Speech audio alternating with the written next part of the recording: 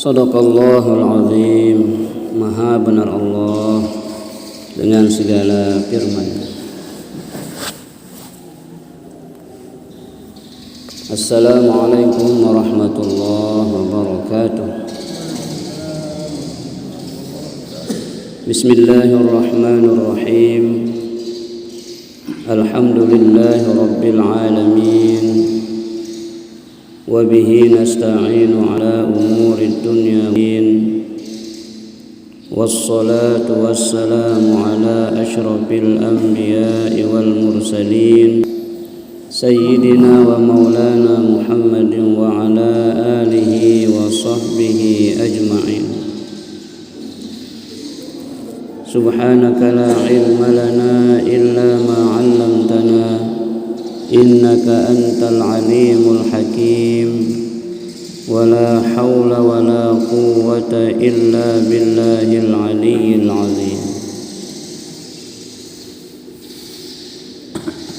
Bapak Ibu jamaah salat subuh Majelis Ta'lim Al-Isyraq rahimani wa rahimakumullah. Alhamdulillah wa syukrulillah. Selalu kita memanjatkan puji syukur kehadirat Allah Subhanahu wa ta'ala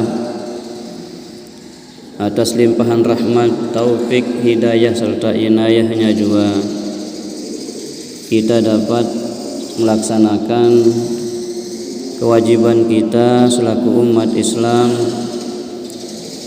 yaitu melaksanakan ibadah salat subuh secara berjamaah, insyaallah sesuai dengan cara baginda Rasulullah sallallahu alaihi wasallam.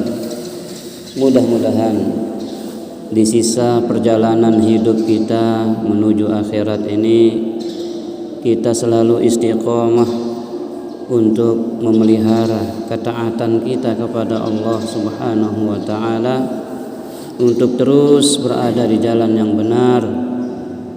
Jangan sampai hidayah yang ada Allah mencabutnya.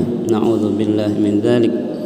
Sebagaimana doa kita, Rabbana la tuzigh qulubana ba'da idh hadaitana.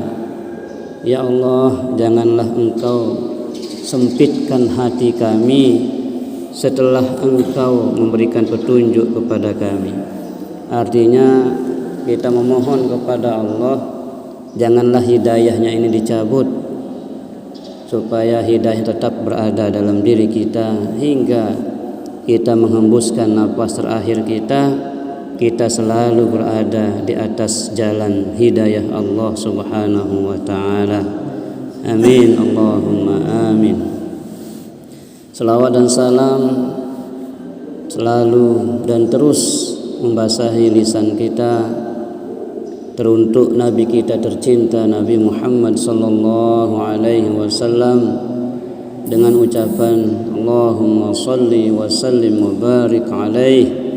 Mudah-mudahan kelak di yaumul qiyamah kita adalah termasuk orang-orang yang layak mendapatkan syafaat baginda Rasulullah sallallahu alaihi wasallam. Karena di dunia kita telah berusaha untuk menyesuaikan pola dan gaya hidup kita sesuai dengan pola dan gaya hidup Rasulullah sallallahu alaihi wasallam, menjaga diri dari hal-hal yang haram dan selalu mencari cara-cara yang halal dalam kehidupan kita. Bapak Ibu rahimani wa rahimakumullah, di ayat 46 yang dibacakan tadi, kemudian 47, di sini Allah Subhanahu wa taala menerangkan tentang sikap orang-orang yang hidup di zaman Nabi Musa. Ketika Nabi Musa menyampaikan dakwahnya, maka sikap-sikap orang yang berada di sekitarnya bermacam-macam. Ada yang beriman, ada juga yang menentang, ada yang ikut, ada juga yang tidak mau ikut. Dan itu sudah menjadi rumus dakwah Bapak Ibu. Jangan pernah kita mengira apa yang kita sampaikan itu akan diterima oleh semua orang, tetapi pasti ada yang tidak menerima, ada yang tidak sreg, ada yang tidak suka. Nah, itu sudah terjadi dari zaman-zaman sebelumnya. Maka kita tidak perlu resah, tidak perlu gelisah ketika ada orang tidak suka sama kita, selama kita yakin di atas jalan kebenaran, yakin bahwa Allah menyertai kita. Innallaha ma'as-sabirin. Allah bersama orang-orang yang sabar. Sabar di sini, sabar itu 3 tingkatan, 3 macam Bapak Ibu. Yang pertama, as-sabru 'ala ta'at. Sabar untuk terus melakukan ketaatan apapun ujiannya. Walaupun ujiannya adalah sakit, ujiannya adalah hal yang membuat kita sedih, tetapi ketaatan selalu kita lakukan, ketaatan kepada Allah. Yang kedua adalah as-sabru 'alal ma'siyah. Sabar untuk tidak melakukan kemaksiatan apapun godaannya, apapun godaan manis, rayuan manis untuk kita terjebak dalam kemaksiatan, kita tetap teguh, kita tetap tahan. Maka ini as-sabru 'alal ma'siyah, sabar untuk tidak mau terjebak dalam kemaksiatan, karena kita tidak ingin menjadi musuh Allah Subhanahu wa ta'ala. Setiap orang yang gemar melakukan dosa, maksiat, maka secara tidak langsung dia sedang menyatakan perang ataupun memusuhi Allah Subhanahu wa ta'ala. Setan itu adalah musuh bagi kita. Inna syaitana lakum aduwwum mubin. Setan itu, jalan setan itu adalah musuh bagi kalian. Jangan ikuti. Jadi as-sabru 'alal ma'siyah, sabar untuk terus tidak mau tergoda dengan perbuatan-perbuatan maksiat, bisikan-bisikan setan terhadap hal-hal yang tidak baik kita lakukan, tidak baik kita prasangkakan, tidak baik kita rasakan dalam batin kita. Maka itu kita tetap tegar menghadapinya. Maka itu sabar 'alal maksiyah. Dan yang ketiga adalah as-sabru 'alal musibah, sabar untuk menghadapi musibah, musibah kematian, musibah harta benda yang kurang, musibah masalah, musibah kasus-kasus Jadi semuanya ini sabar kita hadapi, serahkan kepada Allah, angkat tangan kita, mohon kepada Allah. Angkat tangan itu artinya nyerah apa ya? Yang namanya nyerah itu ya sudah, serahkan. Jangan lagi batin kita ingin ego, jadi batin kita sudah nyerah kepada Allah. Makanya angkat tangan. Kalau orang perang itu kalau sudah angkat tangan itu sudah tidak bisa lagi melawan. Jadi dalam berdoa itu mari kita angkat tangan, itu simbolnya adalah menyerahkan semuanya kepada Allah. Serahkan semuanya. Urusan dunia kita, urusan rumah tangga kita, urusan keluarga kita, urusan masyarakat kita, semua urusan serahkan kepada Allah Subhanahu wa ta'ala. Namun kita juga harus tetap ikhtiar, ikhtiar. Makanya kalimat istirja itu adalah kalimat penyerahan kepada Allah, pengakuan bahwa kita ini datang dari Allah dan kembali kepada Allah.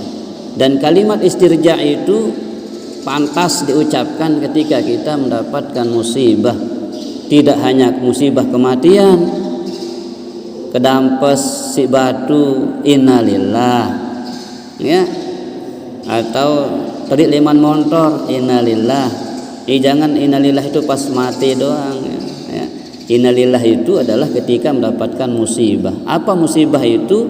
Sesuatu yang tidak kita inginkan terjadi pada diri kita, itu namanya musibah. Maka apa-apa sing dik milik no innalillah ya. Apa-apa sing dik kanggo no terjadi le itu, maka kita ucapkan innalillahi wa inna ilaihi raji'un. Ya tamu rumah sakit, innalillah ya. Yang man mati Ustaz maka innalillah ya.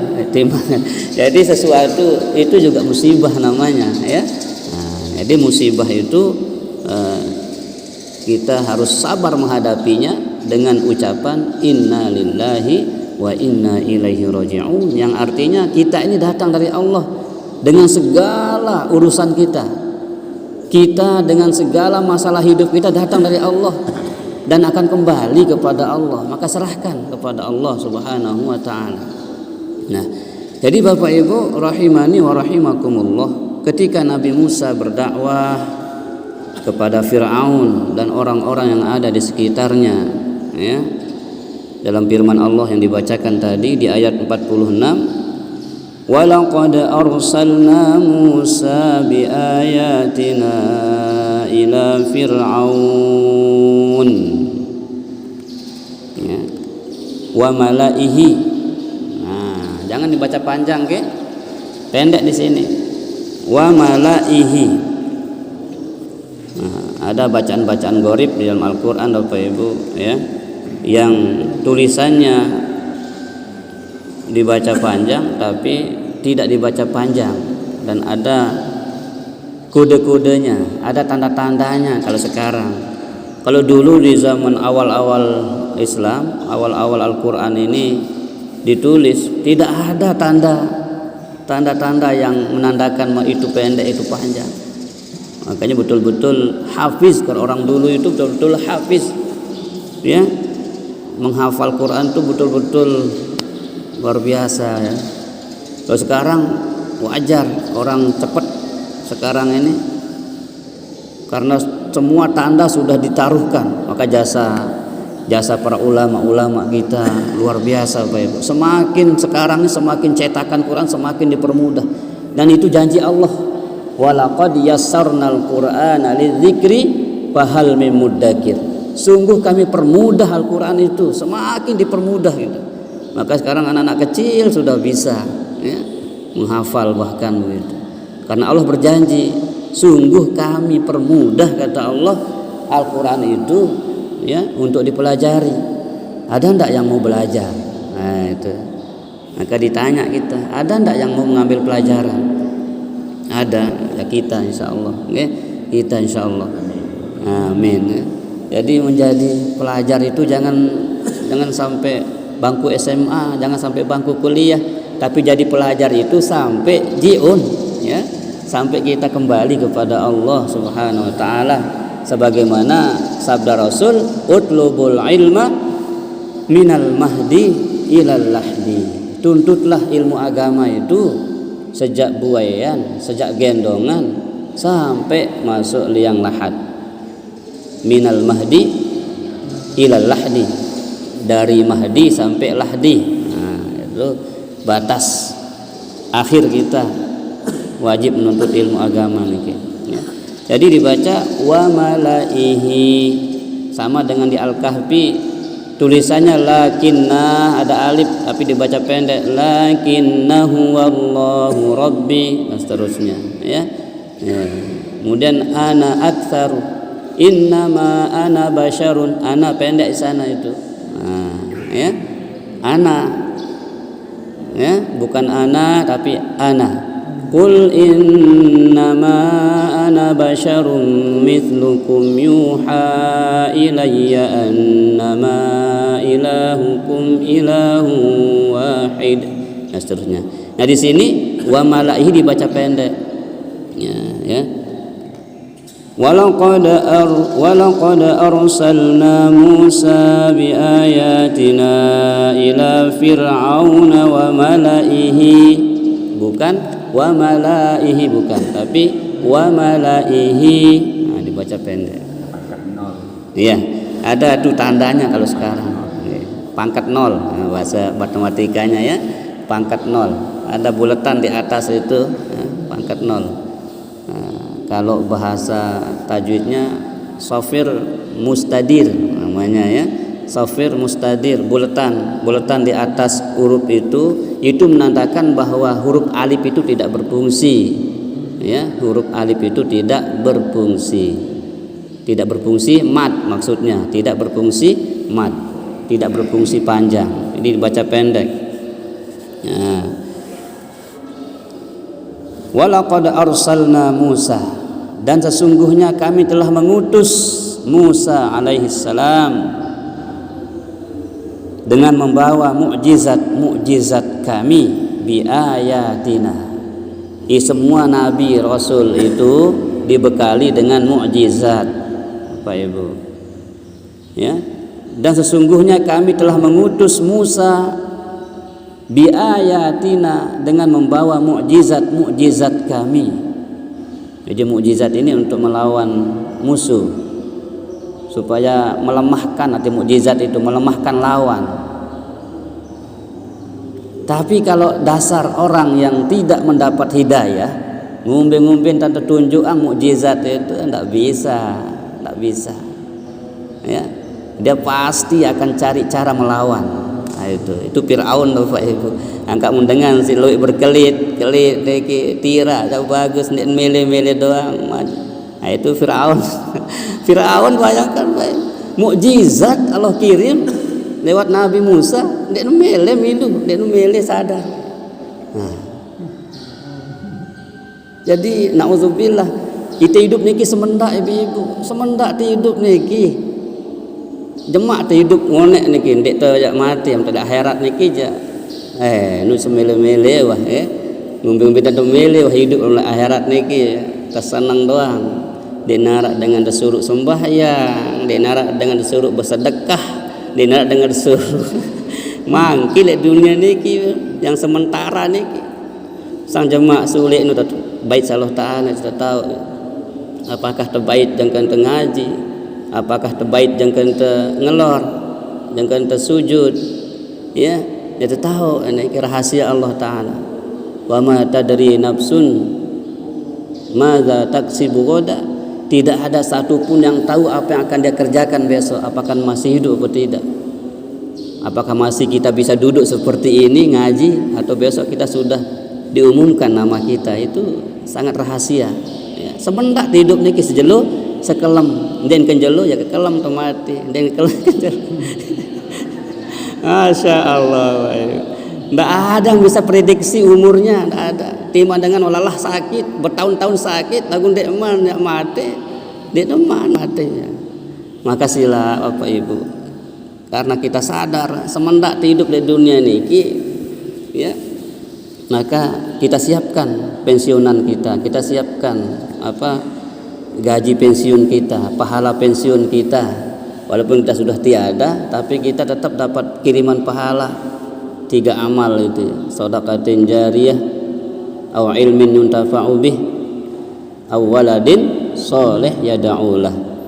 Nah, ya sedekah jariyah, ilmu dan anak.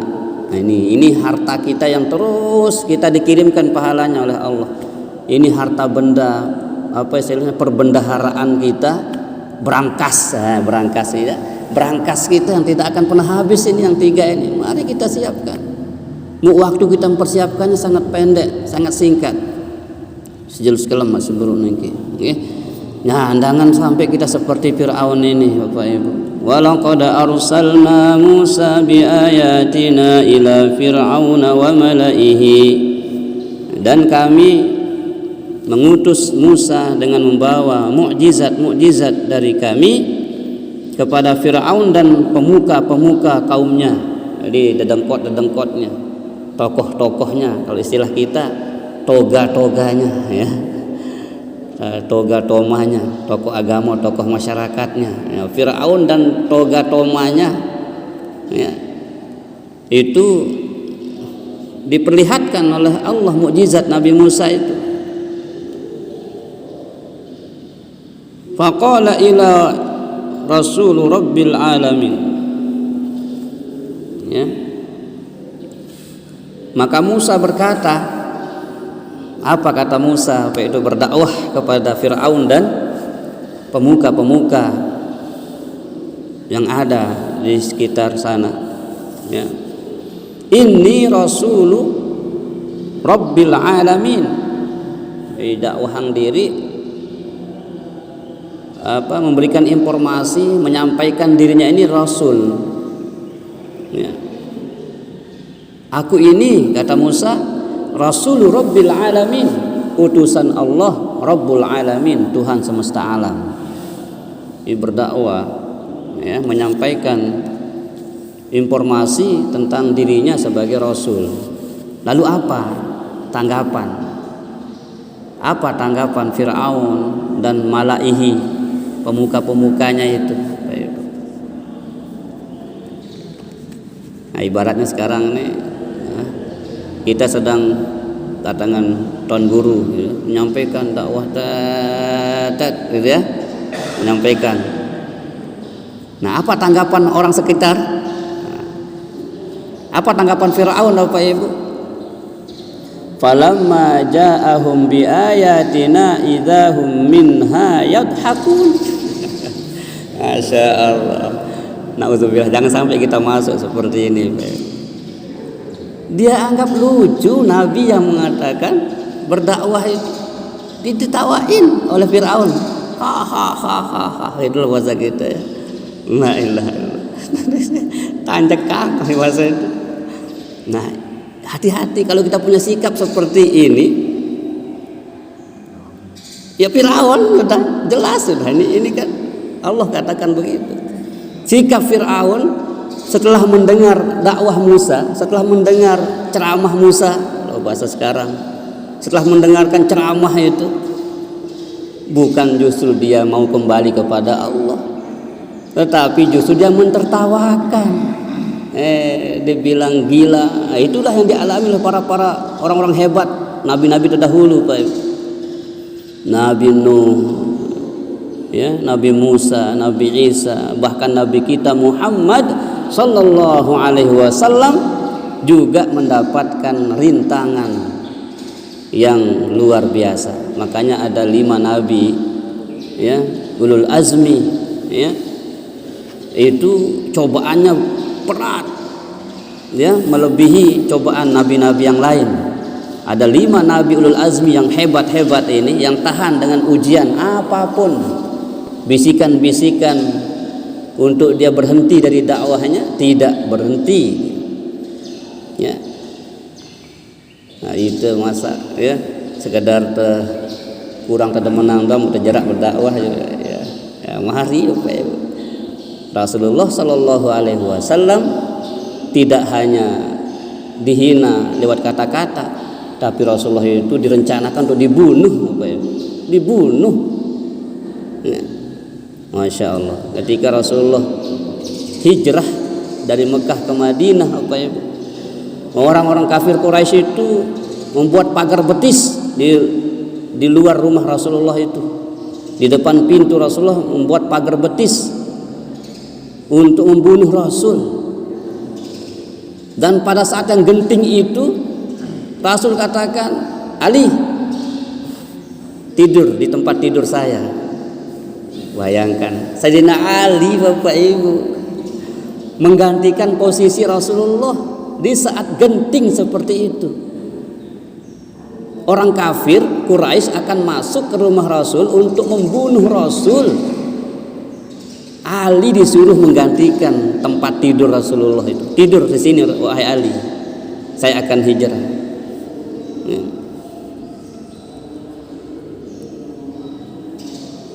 Jadi kemudian Rasulullah keluar dari rumah itu dalam keadaan selamat. Ya. Allah jadikan para kafir Quraisy yang sudah siap dengan senjata terhunus, pedang terhunus untuk membunuh Rasul ini, ngantuk-ngantuknya, ketiduran.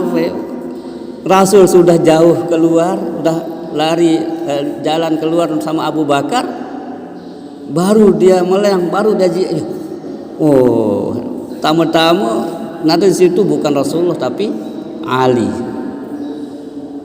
Telat, Nah itu. Makanya kalau datang dakwah itu jangan suka kita nanti dulu, endek no bareh dulu. Nah, itu biasa lah. Ini mungkin pengalaman pribadi. As-salatu khairum minan naum. Nampak kena bareh doang sekedi no. Nah bareh anu Allahumma sholli. Amdah kanu bareh juga amdah as-salatu khairum minan naum jangan. Bakalan sudah itu terlambat. Nah ini apa Ibu? Padahal kalau dia langsung saja masuk, dia ketemu Rasulullah itu, tapi dia menjaga dari luar kan, ada kesempatan Rasulullah berdoa kepada Allah, ya. Rasulullah mengambil ya tanah atau debu, tinggal dia anukan saja, semuanya jadi ngantuk, ditabur. Maka Rasulullah selamat, ya, keluar dari ancaman itu. Dan disitulah kita harus yakin Bapak Ibu, Allah tidak diam. Allah tidak diam melihat hambanya yang betul-betul cinta kepada Allah. Allah akan jaga dia, Allah akan pelihara dia. Bagaimanapun manusia sedunia ini mengancam kita, kalau Allah katakan engkau selamat, selamat. Atau sebaliknya, bagaimanapun manusia menjaga kita, menyayangi kita, mencintai kita, ya. Tapi Allah katakan mati, sakit. Tidak bisa kita sewa dokter spesialis untuk menjaga kesehatan kita terus. Kalau saatnya kita sakit, ya. Jadi ikhtiar wajib, tawakal juga harus Bapak Ibu, serahkan kepada Allah setelah kita berikhtiar. Nah, sikap Fir'aun dan para pemuka-pemuka waktu itu setelah mendengar dakwah Musa, falamma ja'ahum biayatina, maka tatkala dia datang kepada mereka, ketika Musa datang kepada mereka dengan membawa mukjizat-mukjizat itu, ya, Nabi Musa menampakkan mukjizat di hadapan mereka itu, dengan serta-merta mereka kemudian yadhakun, idzahum minha yadhakun. Secara spontan mereka itu kemudian mentertawakan, terbahak-bahak, ya. Hahaha, itu tertawa yang mengejek, pokok tertawa yang membuat sudah biasa ya, kelilian dengan ya sayang sakit lah ya, kelilik membuat orang semakin terancam sudah. Itu yang dilakukan oleh Fir'aun. Na'udzubillah min dzalik. Jangan sampai Bapak Ibu, nggih, kalau itu benar dari siapapun, wala tanzur min aywi'ain kharajat. Kalau yang keluar itu adalah mutiara, kalau yang keluar itu kata-kata yang baik, ambil dia, ya. Kalau itu telur, walaupun keluar dari dubur ayam, ambil dia. Tapi kalau itu kotoran, walaupun keluar dari duburnya artis, buang. Iya kan? Jadi Masya Allah, sangat kerdil kita berpikir, wah karena kerubin apa tahu. Jangan pandang orang yang menyampaikan. Ini kata pesan Imam Syafi'i rahimahullah, Bapak Ibu. Khuzil hikmata wa la tanzur min aywi'ain kharajat.